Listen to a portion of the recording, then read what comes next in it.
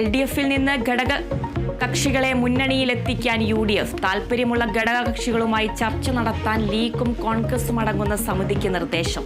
Kerala Congress M ഉൾപ്പെടെ എത്തിക്കുന്നത് ഗുണം ചെയ്യുമെന്ന് അടൂർ പ്രകാശ്.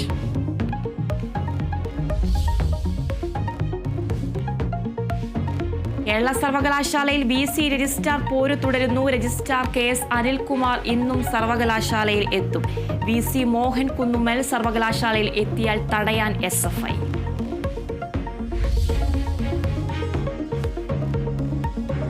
ബഹിരാകാശ നിലയത്തിൽ നിന്നുള്ള ആക്സിയം 4 സംഘത്തിന്റെ മടക്കം തിങ്കളാഴ്ചയെന്ന് നാസ. സംഘത്തിന്റെ ബഹിരാകാശത്തെ പരീക്ഷണങ്ങൾ പൂർത്തിയായി. ആക്സിയം ദൗത്യ സംഘത്തിൽ ഇന്ത്യക്കാരൻ ശുഭാം ശുക്ല അടക്കം 4 പേർ.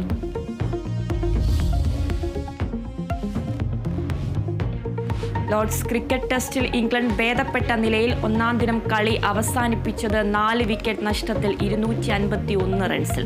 99 റൺസുമായി ജോ റൂട്ടും 39 റൺസുമായി ബെൻ സ്റ്റോക്കും ക്രീസിൽ.